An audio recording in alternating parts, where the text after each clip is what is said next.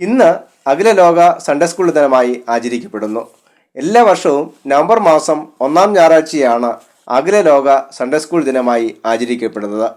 ക്രിസ്തീയ ജീവിതത്തിൽ സൺഡേ സ്കൂളിൻ്റെ പ്രാധാന്യത്തെക്കുറിച്ച് മനസ്സിലാക്കാനും അതിനെ പ്രോത്സാഹിപ്പിക്കാനുമായി ഈ ദിനം ആചരിക്കപ്പെടുന്നു.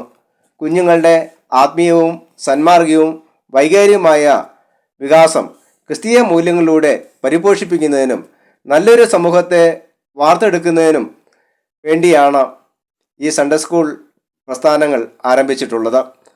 പ്രസിദ്ധ പത്രപ്രസാധകരായിരുന്ന റോബർട്ട് റെയ്ക്സ് 1780 ഇംഗ്ലണ്ടിലെ ഗ്ലോസസ്റ്റർ എന്ന സ്ഥലത്താണ് സൺഡേ സ്കൂൾ ആദ്യമായി ആരംഭിച്ചത്.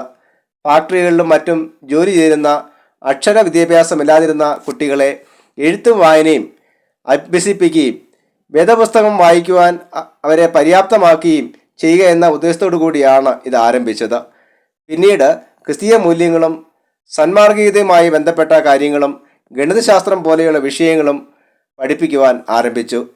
ഈ പ്രസ്ഥാനം ഇംഗ്ലണ്ടിൻ്റെ പല ഭാഗങ്ങളിലും അമേരിക്കയിലും വ്യാപിക്കുകയും പിന്നീട് അഖില ലോക പ്രസ്ഥാനമായി വളരുകയും ചെയ്തു.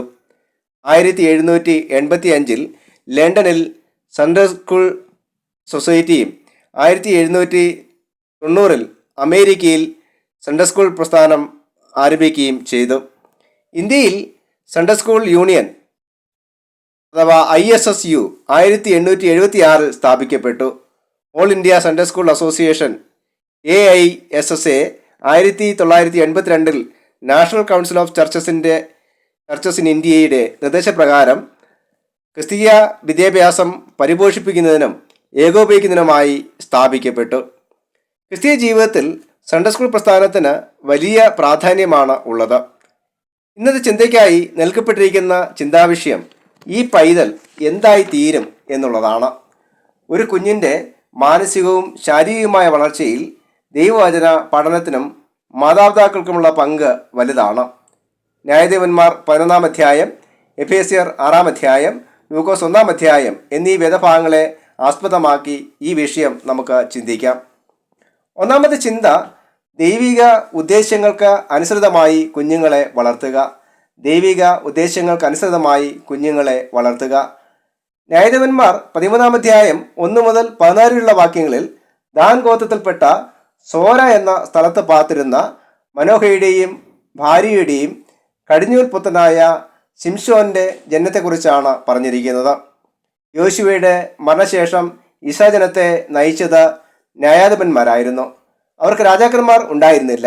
അതുകൊണ്ട് തന്നെ ശത്രുക്കളുടെ മേൽ വിജയം നേടുവാൻ പലപ്പോഴും അവർക്ക് കഴിഞ്ഞിരുന്നില്ല. ശിംശോൻ ജനിച്ച കാലഘട്ടത്തിൽ ഫെലിസ്ത്യരാൽ തോൽപ്പിക്കപ്പെട്ട അവസ്ഥയിലായിരുന്നു ഇസ്രായേൽ ജനം. ഈ സമയത്താണ് മനോഹയ്ക്കും ഭാര്യയ്ക്കും ദൈവദൂതൻ പ്രത്യക്ഷനാകുകയും അവർക്ക് ജനിക്കുവാൻ പോകുന്ന കുഞ്ഞിനെക്കുറിച്ച് അവരെ അറിയിക്കുകയും ചെയ്യുന്നത്. ചില പ്രത്യേകമായ നിർദ്ദേശങ്ങൾ അവർക്ക് നൽകുന്നു. അതിലൊന്ന്, കുഞ്ഞിൻ്റെ അമ്മ വീഞ്ഞും മദ്യവും പൂർണ്ണമായി ഒഴിവാക്കുകയും അശുദ്ധമായതൊന്നും തിന്നുകയും ചെയ്യരുത് എന്നായിരുന്നു. ജനിക്കുന്ന കുഞ്ഞിൻ്റെ തലയിൽ ക്ഷൗരക്കത്തി തൊടരുതെന്നും അവൻ ഗർഭം മുതൽ ദൈവത്തിൻ്റെ നാസീർ ആയിരിക്കുമെന്നും ഓർമ്മിപ്പിക്കുന്നു. നാസീർ വ്രതത്തെക്കുറിച്ച് സംഖ്യാപുസ്തകം 6-ാം അധ്യായം 2 മുതൽ 5 വരെയുള്ള വാക്യങ്ങളിൽ കാണുന്നു. വീഞ്ഞും മദ്യവും വർജിക്കുക, മുന്തിരി വിഭവങ്ങൾ പൂർണ്ണമായി ഒഴിവാക്കുക, തലയിൽ ക്ഷൗരക്കത്തി തൊടാതിരിക്കുക, വിശുദ്ധി ആചരിക്കുക എന്നെല്ലാമായിരുന്നു നാസീർ വ്രതത്തിൻ്റെ മുഖ്യ നിയമങ്ങൾ. ജനിക്കുവാൻ പോകുന്ന കുഞ്ഞ് ഫിലിസ്തീനയുടെ കയ്യിൽ നിന്ന് ഇസ്രായേൽ ജനത്തെ രക്ഷിക്കുമെന്ന് ദൈവം വാഗ്ദാനം ചെയ്യുന്നു. ദൈവവാഗ്ദത്തം ലഭിച്ചതായിട്ടുള്ള ഈ കുഞ്ഞിനെക്കുറിച്ച് കൂടുതൽ കാര്യങ്ങൾ അറിയുവാനായി മനോഹയും ഭാര്യയും ദൈവത്തോട് പ്രാർത്ഥിക്കുന്നു. വീണ്ടും ദൈവദൂതൻ പ്രത്യക്ഷനായി അവർക്ക് നിർദ്ദേശങ്ങൾ നൽകുന്നു. ഇത് സൂചിപ്പിക്കുന്നത് കുഞ്ഞുങ്ങളുടെ ജനനത്തിലും വളർച്ചയിലും ഒളിഞ്ഞിരിക്കുന്ന ദൈവിക ഉദ്ദേശത്തെക്കുറിച്ചാണ്. ഓരോ വ്യക്തിയെക്കുറിച്ചും ദൈവത്തിന് വ്യക്തമായ പദ്ധതിയുണ്ട്. അതിലേക്ക് അവരെ നയിക്കുകയും പ്രാപ്തമാക്കുകയും ചെയ്യേണ്ടത് മാതാപിതാക്കളുടെ ഉത്തരവാദിത്തമാണ്. മാതാപിതാക്കളുടെ ജീവിതത്തിൽ ഉണ്ടായിരിക്കേണ്ട ജീവിത വിശുദ്ധിയെക്കുറിച്ചും ഇവിടെ പ്രതിപാദിക്കപ്പെടുന്നു. മാതാപിതാക്കളുള്ള നന്മയും വിശുദ്ധിയും നല്ല തലമുറകളെ വാർത്തെടുക്കേണ്ടതിന് അനിവാര്യമാണ്. കുഞ്ഞുങ്ങളെക്കുറിച്ചുള്ള ദൈവിക ഉദ്ദേശങ്ങൾ മനസ്സിലാക്കുവാനും അവരെ അതിലേക്ക് നയിക്കുവാനും മാതാപിതാക്കൾക്ക് കഴിയേണ്ടതാണ്.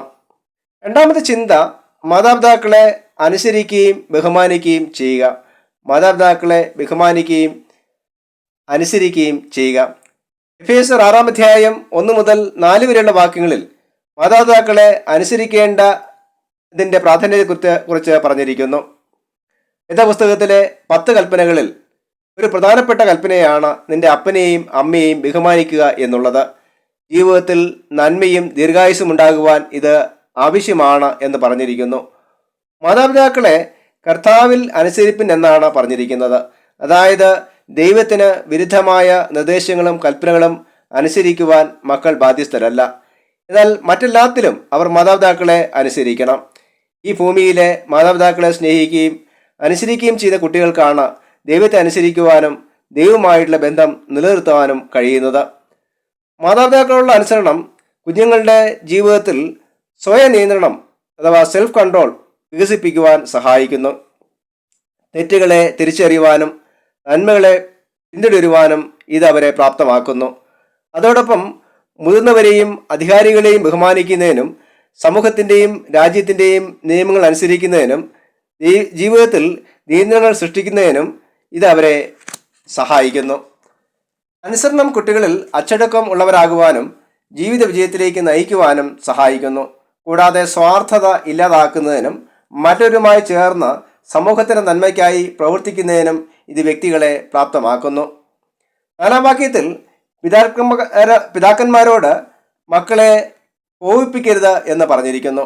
ഇതിനർത്ഥം മക്കളോട് കരുണയില്ലാതെയോ അവരെ മനസ്സിലാക്കാതെയോ പ്രവർത്തിക്കരുത് എന്നുള്ളതാണ്. ശിക്ഷണം എല്ലായ്പ്പോഴും സ്നേഹത്തിൽ അധിഷ്ഠിതമായിരിക്കുകയും മക്കളത് മനസ്സിലാക്കുന്നു എന്ന് ഉറപ്പുവരുത്തുകയും വേണം. തങ്ങളുടെ മക്കൾ ദൈവത്തിനുള്ളവരാണെന്നും ദൈവം അവരെ തങ്ങളുടെ കൈകളിൽ ഏൽപ്പിച്ചിരിക്കുകയാണ് എന്നും മാതാപിതാക്കൾ ഓർക്കേണ്ടതാണ്. അതുകൊണ്ട് തന്നെ ദൈവം അവരെക്കുറിച്ച് ആഗ്രഹിക്കുന്ന രീതിയിൽ ആയിത്തീരുവാൻ മക്കളെ സഹായിക്കുകയാണ് മാതാപിതാക്കൾ ചെയ്യേണ്ടത്. ഇപ്രകാരം മക്കളെ ദൈവിക നിർദ്ദേശങ്ങൾക്കനുസൃതമായി വളർത്തുവാൻ മാതാപിതാക്കൾക്ക് കഴിയണം. 3-ാമത്തെ ചിന്ത, ദൈവിക ഉദ്ദേശങ്ങൾ മനസ്സിലാക്കുവാൻ മക്കളെ പ്രാപ്തമാക്കുക. ദൈവിക ഉദ്ദേശങ്ങൾ മനസ്സിലാക്കുവാൻ മക്കളെ പ്രാപ്തമാക്കുക. ലൂക്കോസ് 1-ാം അധ്യായം 57 മുതൽ 66 വരെയുള്ള വാക്യങ്ങളിൽ യോഹന്നാൻ സ്നാപകന്റെ ജനനത്തെക്കുറിച്ചാണ് വിവരിച്ചിരിക്കുന്നത്. ഇസ്രായേൽ പുരോഹിതനായിരുന്ന സക്കരിയാവിൻ്റെയും ഭാര്യയായിരുന്ന എലിശബത്തിൻ്റെയും മകനായിട്ടാണ് യോഹന്നാൻ സ്നാപകൻ ജനിച്ചത്. രണ്ടുപേരും വയസ്സ് ചെന്നവരും വളരെ കാലമായി മക്കളില്ലാത്തവരുമായിരുന്നു. സക്കരിയാവ് ദേവാലയത്തിൽ ധൂപം കാട്ടുവാൻ ചെന്നപ്പോൾ ധൂപപീഠത്തിൻ്റെ വലത്ത ഭാഗത്ത് ദൈവദൂതൻ പ്രത്യക്ഷനായി. ഒരു കുഞ്ഞ് ജനിക്കുമെന്ന് അവർക്ക് വാഗ്ദത്തം ചെയ്യുന്നു. കുഞ്ഞിന് യോഹന്നാൻ എന്ന പേരിടണമെന്നും അവൻ ജീവപര്യന്തം നാസീർ വ്രതക്കാരനായിരിക്കണമെന്നും ഓർമ്മിപ്പിക്കുന്നു. കൂടാതെ അമ്മയുടെ ഗർഭത്തിൽ വച്ച് തന്നെ ദൈവാത്മാവിനാൽ നിറയപ്പെട്ട വ്യക്തിയാണ് യോഹന്നാൻ. ദൈവം തൻ്റെ പദ്ധതികൾക്കായി അമ്മയുടെ ഉദരത്തിൽ വെച്ച് തന്നെ അവനെ ഒരുക്കുന്നു. ദൈവദൂതൻ്റെ വാക്കുകൾ വിശ്വസിക്കുവാൻ സക്കരിയാവിന് ആദ്യം കഴിഞ്ഞില്ല. അതുകൊണ്ട് പ്രവചന നിവൃത്തി ഉണ്ടാകും വരെ അവൻ സംസാരിപ്പാൻ കഴിയാതെ ഊമനായി തീർന്നു.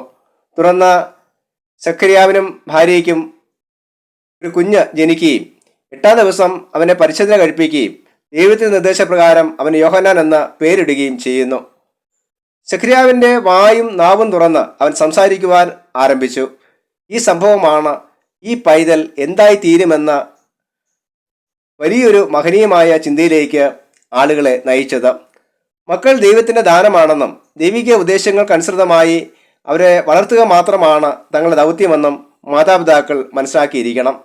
ഇന്ന് പല മാതാപിതാക്കളും തങ്ങളുടെ ഉദ്ദേശങ്ങൾ മക്കളിൽ അടിച്ചേൽപ്പിക്കുവാൻ ശ്രമിക്കുന്നവരാണ്.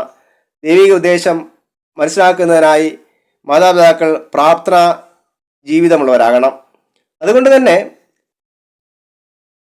ദൈവാശ്രയം മാതാപിതാക്കളുടെ ജീവിതത്തിൽ വളരെ പ്രാധാന്യമുള്ളതാണ്. അതോടൊപ്പം മക്കൾക്ക് തോന്നുന്ന രീതിയിൽ അവരെ വിടുന്ന പ്രവണതയും ശരിയല്ല.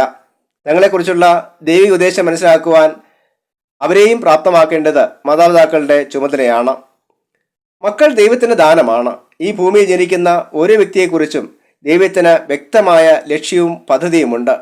മാതാപിതാക്കൾ തങ്ങളുടെ മക്കളെക്കുറിച്ചുള്ള ദൈവിക ഉദ്ദേശങ്ങൾ മനസ്സിലാക്കുകയും അതിലേക്ക് അവരെ നയിക്കുകയും വേണം. മാതാപിതാക്കളെ അനുസരിക്കുകയും ബഹുമാനിക്കുകയും ചെയ്യുക എന്നുള്ളത് മക്കളുടെ കടമയാണ്. അവരുടെ ജീവിതത്തിൽ നന്മയും വിജയവും ഉണ്ടാകുവാൻ അത് അനിവാര്യമാണ്. മക്കളെ സ്നേഹത്തിലധിഷ്ഠിതമായി ശിക്ഷിക്കുകയും വളർത്തുകയും ചെയ്യുവാൻ മാതാപിതാക്കൾ ശ്രദ്ധിക്കണം. ദൈവത്തിലും ദൈവവചനത്തിലും ആശ്രയിക്കുകയും വേണം. ഇപ്രകാരം നല്ലൊരു തലമുറയെ ദൈവഹിതത്തിനനുസൃതമായി വാർത്തെടുക്കുവാൻ ദൈവം നമ്മെ സഹായിക്കുമാറാകട്ടെ. ആമേൻ.